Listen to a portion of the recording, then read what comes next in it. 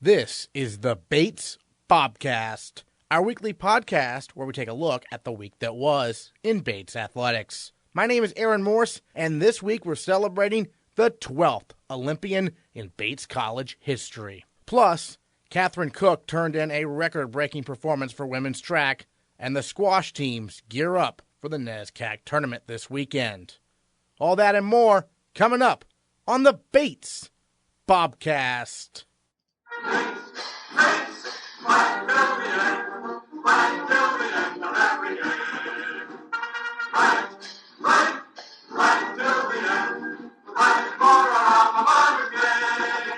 We are excited to announce that Bates junior Alpine skier Dinos Lefkaritis will represent Cyprus in the Winter Olympics this February in South Korea. He will compete in the giant slalom on February 18 and the slalom on February 22. Lefkaritis becomes the first male Alpine skier and the 12th Bobcat overall to qualify for the Olympic Games in Bates College history.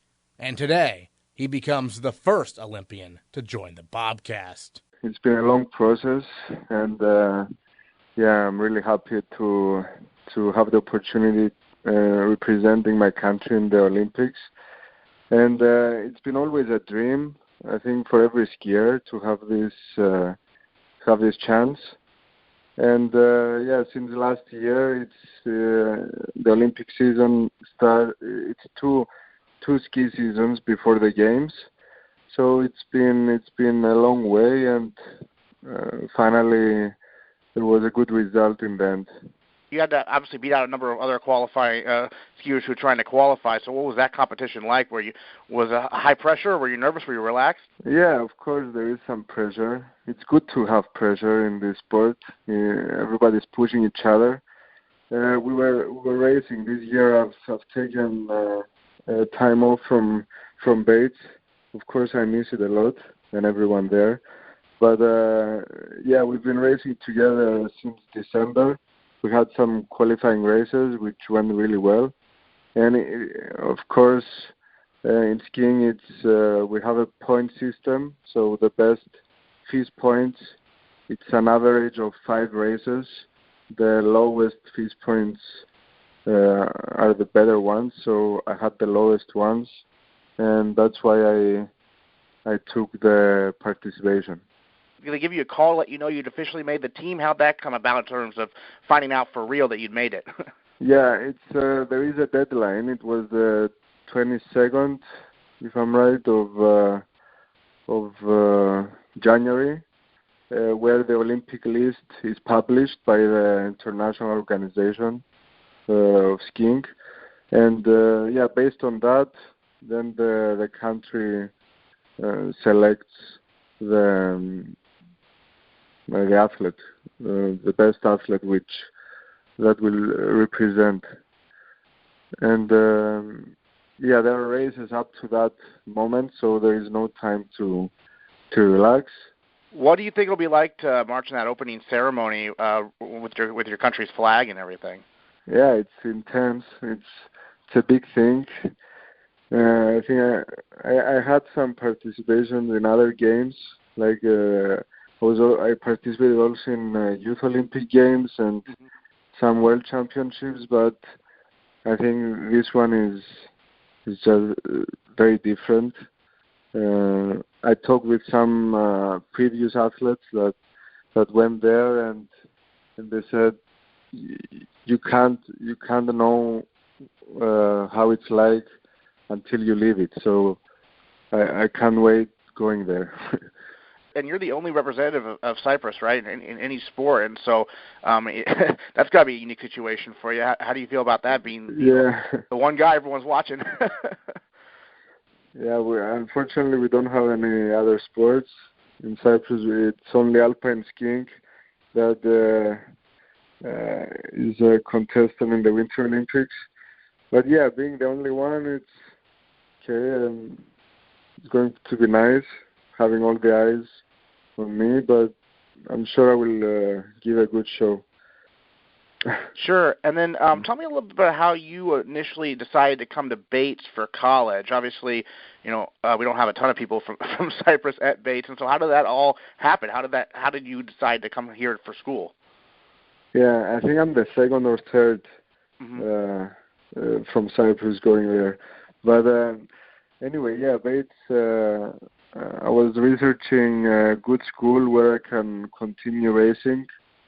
And Bates was one of them, and I don't know, for me it made the perfect balance, and I'm really glad it worked out because I can get good academics and also a really high level of skiing, which that was my goal. And the team is perfect, and my coach Micaela Holland and the rest of the team. Yeah, I miss them a lot this year, but they helped a lot these past 2 years, and the good work paid off. Yeah, tell me a little bit about how Micaela was able to help you improve your skiing in general. Yeah, she's a really good coach since last year when she started with us. She brought a lot of good energy in the team, and we've been working also a lot in pre-season when it's a lot of heavy lifting and dryland training, which is really important for us because once the season starts, then it's mostly skiing and you don't have so much time to work on strength or, agility and speed. So we work a lot before the season starts, and after, the results are good, and I think this year they're doing really well as well. I'm always trying to be updated with the news from the team, but I'm a bit behind on that. But I'm talking with them, and I think they're doing really well. And I wish them luck as well, of course. Now, you have a pretty rigorous academic program here at Bates, or you study physics. I know you're planning on going to grad school for engineering after that. And so how do you kind of balance, the commitment skiing takes with your rigorous academic program? Yeah, in the beginning, I didn't know how it would be. That was my plan. And I heard that it was going to be difficult, but yeah, it is rigorous, especially in the season.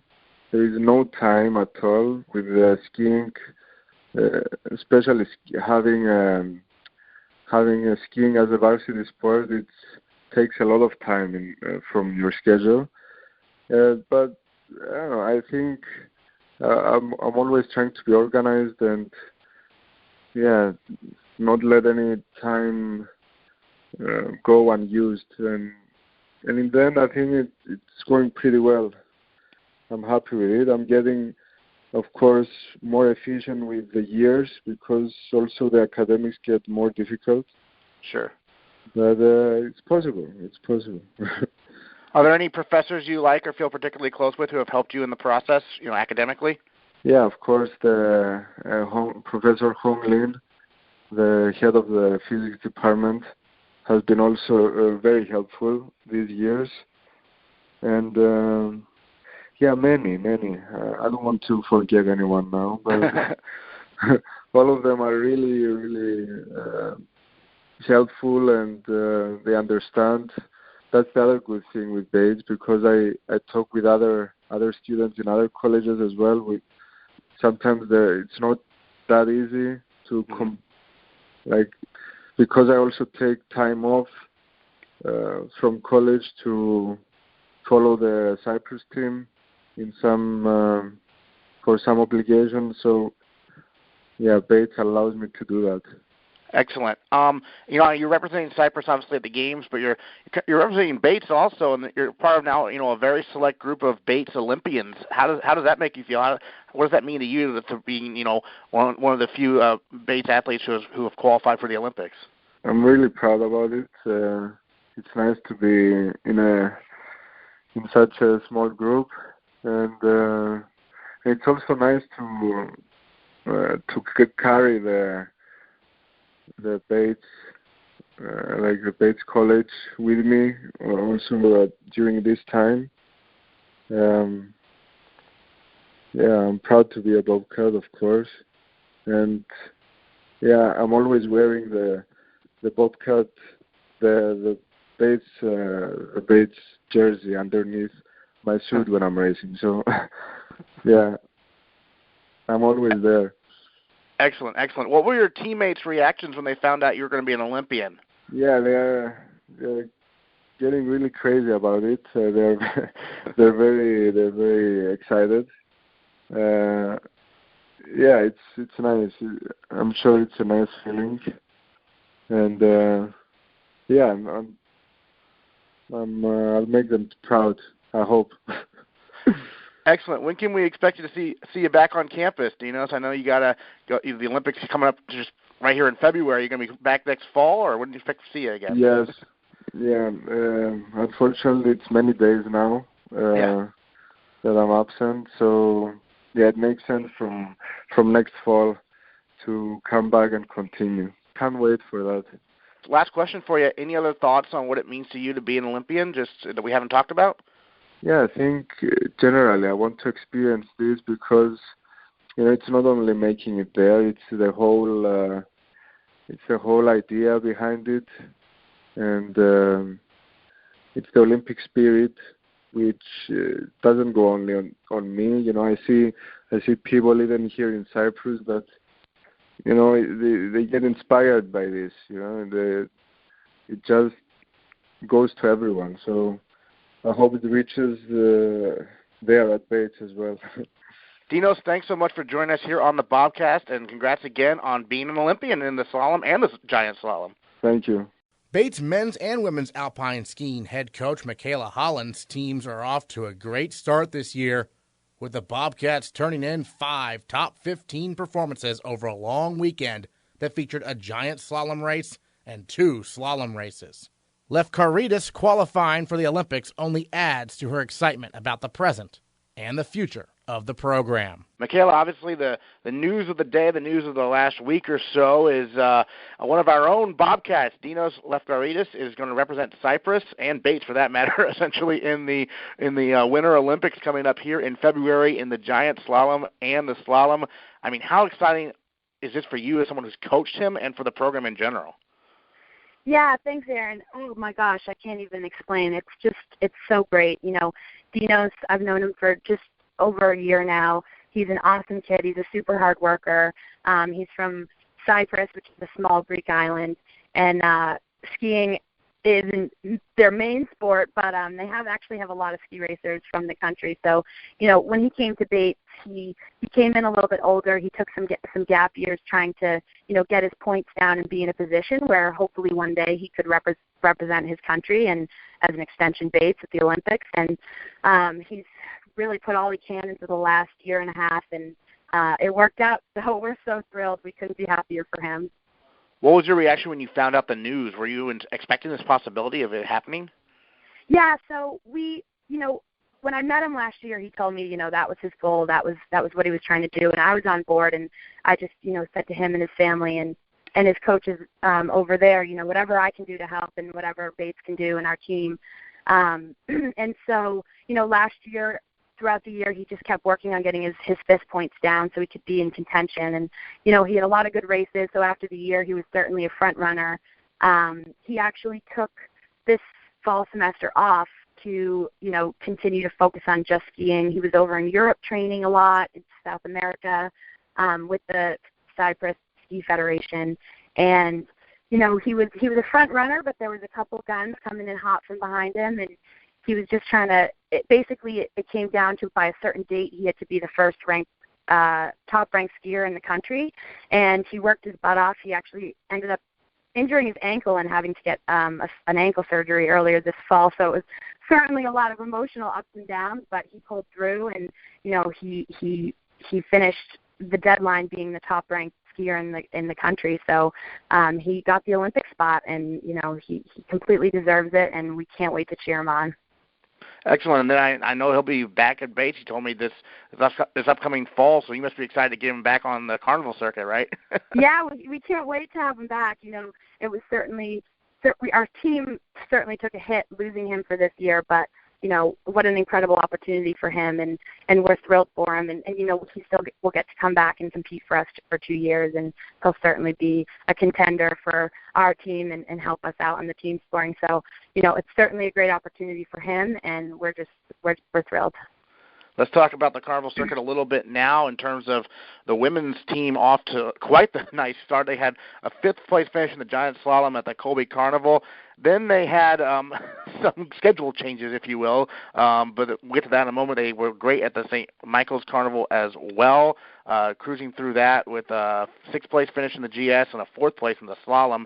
Then they had to make up the slalom for the Colby Carnival in Vermont. What was all that like in terms of that race on Sunday? Yeah, so, it was interesting. The weather is obviously a large factor in our sport, and the Colby Carnival is slated to have a GS and a slalom like all the carnivals, and the 90-mile-an-hour winds up at Sugarloaf had to postpone the slalom. So the GS went great. I mean, both our men's and women's teams did awesome.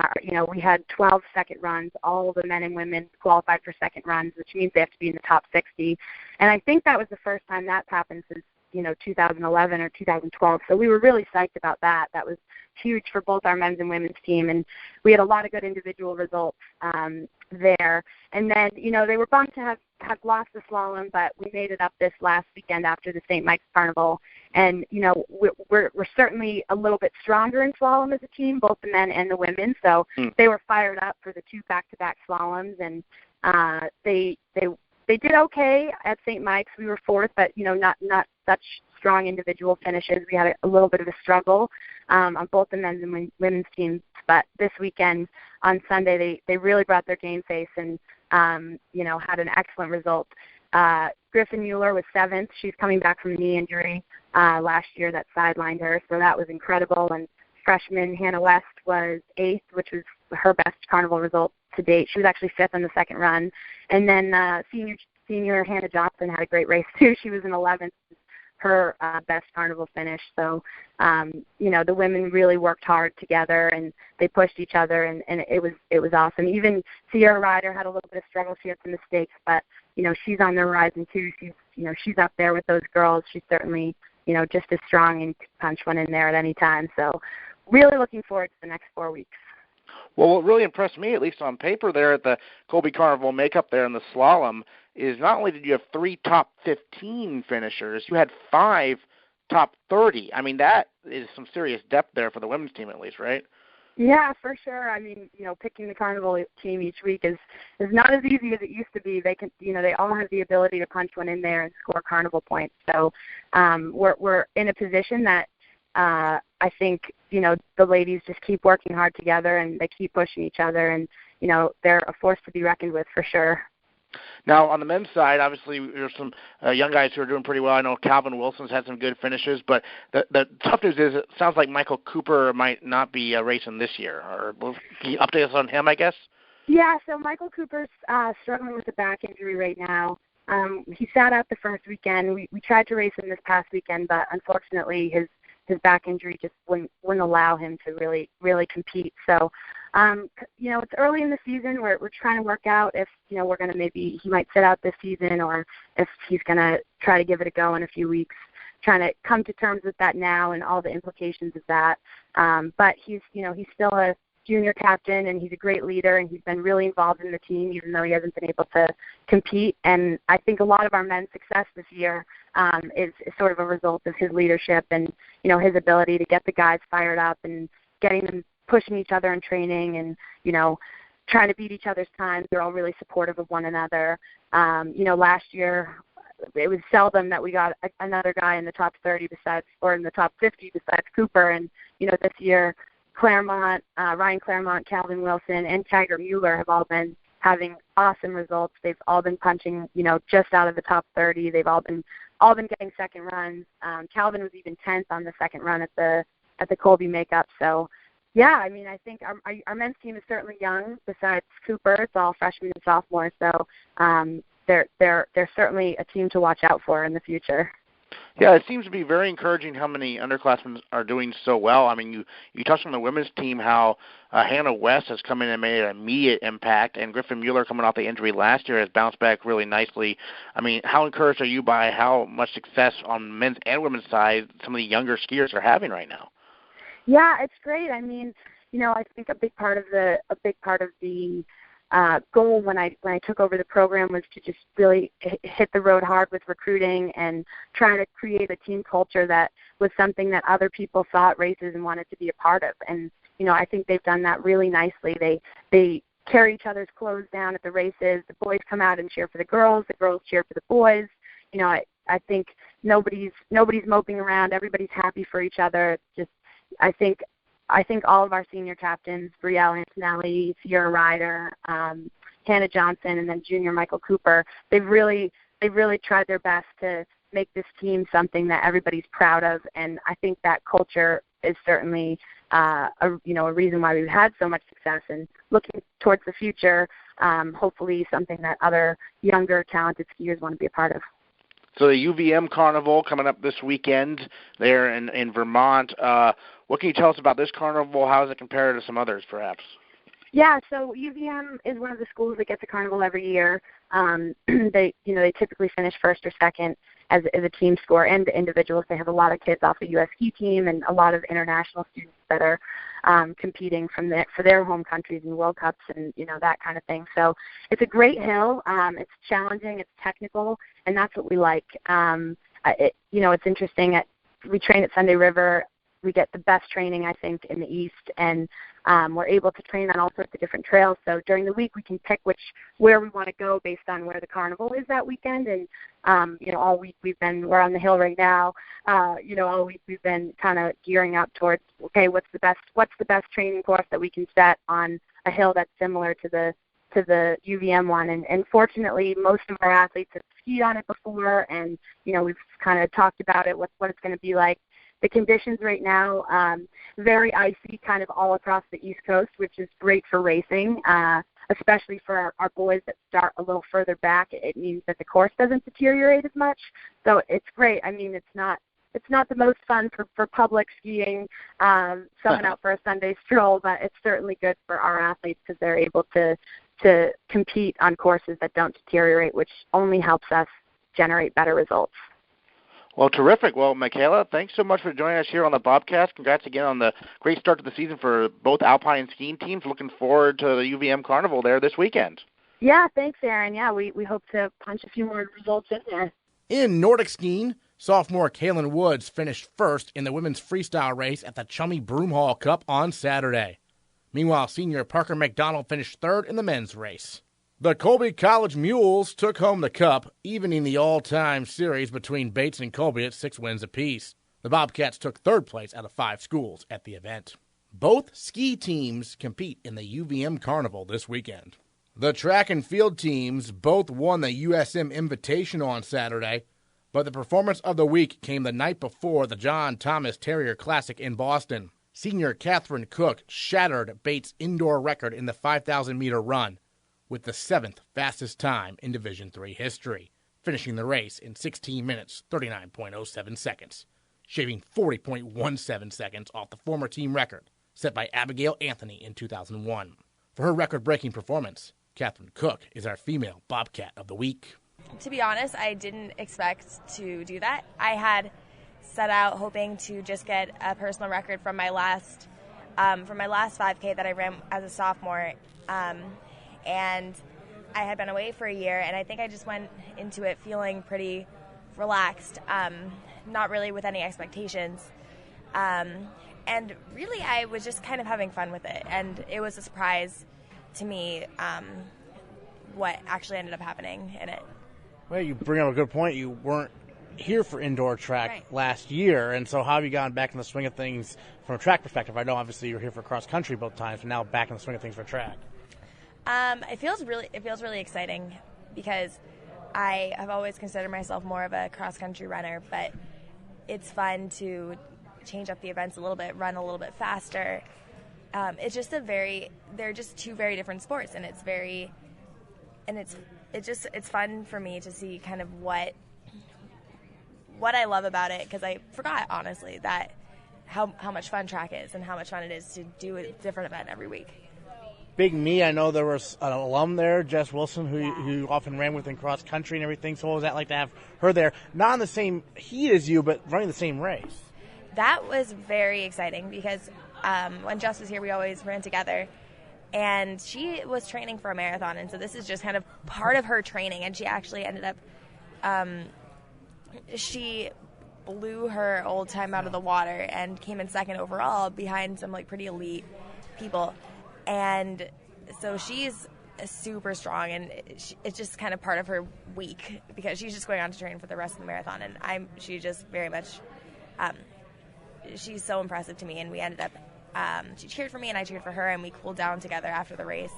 And so it was really, it made it a lot better to see her there. Wow, training for a marathon. Have you ever considered doing a marathon?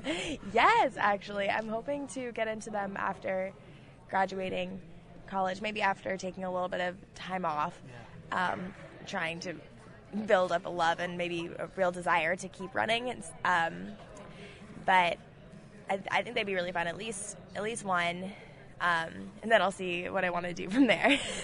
How much have you talked to Jess about what she's been doing to get ready for that? A little bit. So her plan seems to be that she'll be running a race of a different distance, like a 5K followed by a 3K followed by a mile followed by a half marathon, like maybe once a month, and her actual one is in May. So she seems to be balancing that very well with also having work 9 to 5, and so and so it seems like the world of post grad running is kind of a different.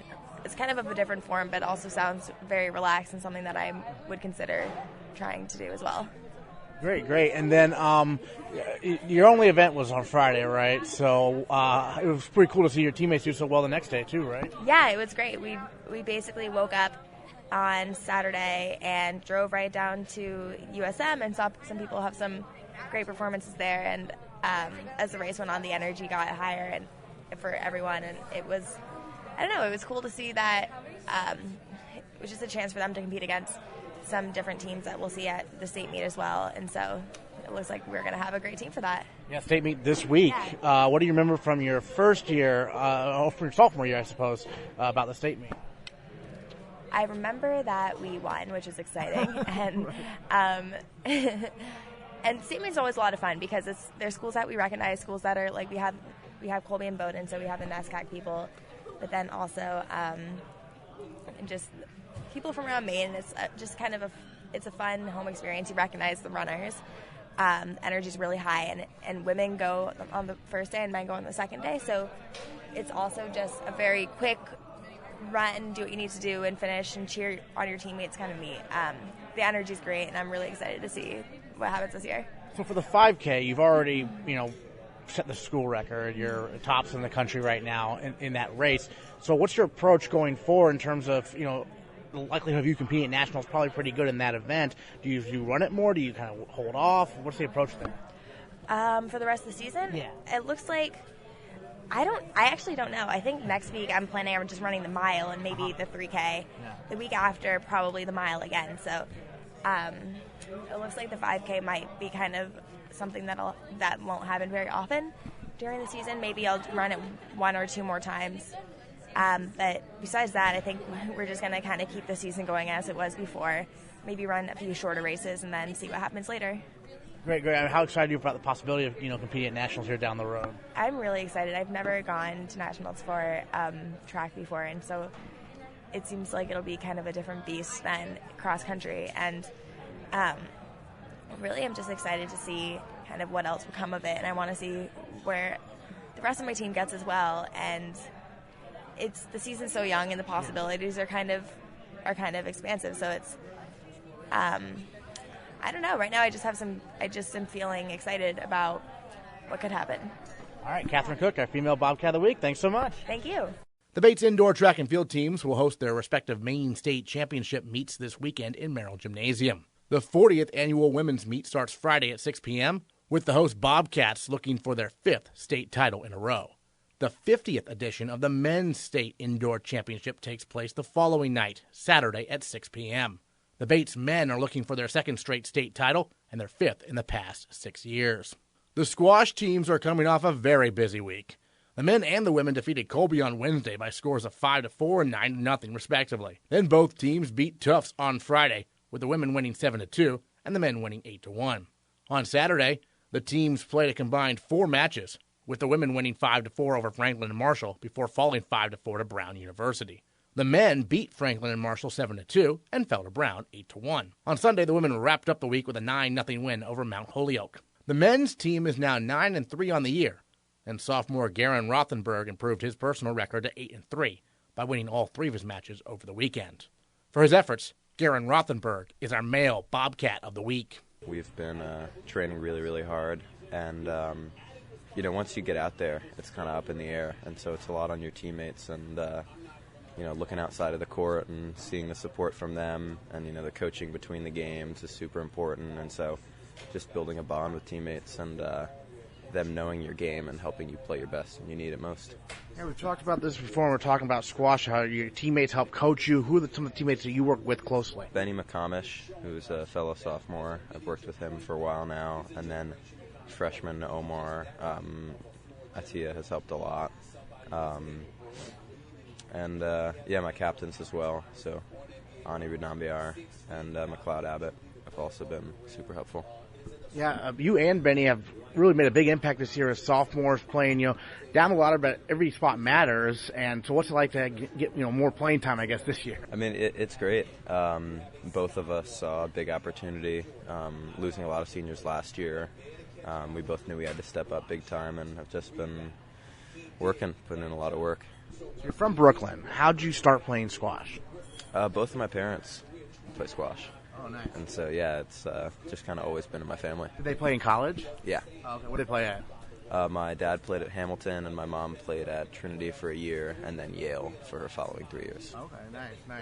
So it must be really cool to have the NESCAC tournament then at Hamilton this year. Is your dad going to make the trip? Yeah, I hope so. It's a bit of a drive. I think we got 9 hours. City, right. Yeah, but it should be fun. How did you decide to come up here to Bates? Because you knew about the NESCAC, obviously, but what made Bates a place for you? I'd known of it's one of the best balances out there between academics and squash. And when I came on my visit, I just knew right away this was the place. What's some of your academic focus right now? Psychology. Psychology? Okay. And what made you decide that field? I like learning about people and kind of like how the brain works, and it ties in really well with squash, actually. Right, I was going to say that. Squash is a very mental game, isn't it? Yeah, for sure. How do you apply that psychology knowledge to your squash matches? So a lot of it is physical, but then a really, really big part is the mental. And so for if you're coaching or if you're playing, trying to like look at your opponent and try to read them, and if you're tired, knowing that your opponent is probably just as tired, and so kind of using that and like trying to push through. The NESCAC tournament, obviously, you play a number of matches regardless of how the results are, but what are you most looking forward to in this opportunity? You guys come in seeded second. Yeah, we're very excited to get the 2 seed. We were kind of floating maybe 3 or 4, but to get the 2 seed, we're looking to play Williams in the semifinals, and then hopefully getting to play Trinity again in the finals would be great. Right, playing Trinity is always an experience, isn't it? Yeah, you go up against some unbelievable players, but to be able to step on court with guys like that is just a blessing. And then for both the men's and the women's team, I've noticed, Williams and Middlebury, those are kind of the 2 biggest rivals almost, right? Yeah, we go way back. Even for me last year, there were some very big matches, and so it's just a great history between the teams. So as a sophomore, what are you working on most in your squash game to try to take it to the next level, sort of? So last season I had hip surgery, and so I've just been working on recovering and getting stronger and fitter again, and just trying to get my game back up to where it was before I had gotten surgery. And so it's good that I'm getting there like at the right time. You feel pretty healthy this past weekend, it seems like, right? Yeah. Not so much at the beginning of the year, but it's a process, and so it's good that it's working. Excellent. Well, Garon, thanks so much for joining us on the Bobcast, our male Bobcat of the Week. Thanks for having me. Junior captain Vicky Arjoon improved her record at 10-2 on the season by winning 3 matches in a row that went the full 5 games. For that, Arjoon earned NESCAC Women's Squash Player of the Week honors, her second time winning the award. Joined by our NESCAC Women's Squash Player of the Week, Vicky Arjoon here on the Bobcast. And Vicky, first of all, I mean, you had 3 straight thrilling matches for you personally. They all went 5 games. What was that like in a row? To be honest, it was pretty exhausting. I'm definitely feeling it in my body right now, but it was one of those moments in the season that really sort of tested all of our hard work and training, and it really paid off in the end because 3 5-setters with 3 wins is a huge deal for me and for the team, and I'm really glad that it turned around that way. And you were able to get the day off on Sunday. Just watch your teammates play against Mount Holyoke, right? Yeah, it was a much-needed day off, but I knew that the girls can do it without me, and they really proved that by just really killing it 9-0. So that Franklin Marshall match, 5-4, got the victory for the whole team. Pretty even matchup. Pretty exciting, right, when it's that close? Yeah, it is. Actually, my brother went to F&M, so the coach and I are like huge rivals of sorts. So it was really great to sort of pull out that 5-4 win. I didn't know at the time that my match would have been the decider, but again, like I'm glad that I could pull it out 3-2 because like all the girls really put in a lot of hard work, and it really showed throughout that match and that weekend. When you have a match go to that 5th game, how does the 5th game change anything in your approach, or do you just keep consistent? The game plan pretty much stays consistent. I know that I just have to give it my all because that's the deciding match. It's the sudden death game. But at the same time, I just sort of have to keep my own game steady and really move forward with some type of game plan against the girl I'm playing. But it's pretty much just like keeping a very strong like mental game because it can obviously get pretty exhausting. But at that time, it's just all about who wants it more, and I definitely did. So that kind of worked out. For sure. And then you have the NESCAC Championships coming up this weekend at Hamilton, right? The women's team enters as a 6th seed. I bet you're looking to surprise some folks, right? A little bit, but since the beginning of the season was off to kind of a slow start, it did pull us back a little bit in the rankings. But again, it does give us somewhat of an advantage because we bounce up with a lot of the higher seeds early, and at the same time, like possibly we'll be able to get back at Middlebury for that 5-4 loss that we had early in the season. So it gives us another chance to redeem ourselves. Seems like for the men's and the women's team, it always comes down to Middlebury and Williams, doesn't it? It really does. At the beginning of January, when we come back for our preseason of sorts, that Middlebury GW Williams weekend is always the toughest. But NESCAC always gives us a chance to really pick things up, regardless of if we won or lost earlier on. And it's really good to bounce up with them because we are pretty closely matched teams. So it's a really great match regardless of how the score goes. Well, speaking of closely matched teams, I mean, Brown was ranked, 12th or 13th in the country, and you all had them on the ropes, right? I mean, though you lost, that's pretty encouraging, though, isn't it? Yeah, I think that's sort of the testament to the amount of work that the girls put in this season. Having the 4 girls back from abroad really showed us like the amount of depth that's in our team, and I think that regardless of Brown being ranked 12th in the country and us being at 24, I think as of recently, it really showed like how much the girls wanted it, and I told everyone, I was like, look, like regardless of the rankings, it's really about like who wants it more, and I know that we definitely have the capability to pull this through because everybody's been working so hard, and it really showed throughout that match, regardless of how the score went. But I'm really happy with how everyone played that weekend. Yeah, you've got obviously the top 4. You've got Lutza, yourself, Christina, and Eliza, and then you have the 2 first-years who are playing pretty well, Katie and Maeve. Tell us about them. They're super steady on the team. They're great additions. I'm so glad to have them. They're both super enthusiastic. I've obviously played on the U.S. like high school squash circuit before, and if not, like have played competitively, so they kind of know what that's like. It's a bit intimidating coming in the first year, at least from my own experience. To be playing as a freshman in a collegiate level, you're playing a bunch of people who have international experience and all of that, so it can be a little bit deterring, but at the same time, like they've really kept a really strong head throughout their entire matches, and I'm really glad as to how they're performing recently, so I'm really excited to see how they'll do in NESCACs and Nationals. Well, I remember when you were a first year, they threw you in there at number 2 right away, right? Yeah. Not how much pressure on these 2, I suppose. Yeah, I know. I mean, I've definitely been thrown into the deep end there, but at the same time, it really gave me the experience that I can sort of build on today, and I'm entirely grateful for that. And I'm sure that they'll have equally, if not a much tougher match this weekend and for nationals to come, and I'm really excited to see how they do. Vicky Arjoon, the NESCAC Women's Squash Player of the Week. Thanks so much. Thank you so much. The men's and women's basketball teams were in action over the weekend, with the men falling at Wesleyan but picking up a 69-56 win over Connecticut College on Saturday. The women lost a heartbreaker to Wesleyan on Friday when the Bobcats rallied from 11 points down to cut the deficit to 1 before the Cardinals hung on for the win. Bates fell to Connecticut College the next day, but both the women and the men remain in contention for a NESCAC tournament bid with 3 conference games left this year. We will recap how the hoops teams do this weekend against Hamilton and Amherst, whether the track teams defend their state titles, and how the squash teams fare at the NESCAC championships. Next time on the Bates Bobcast. Bates, Bates,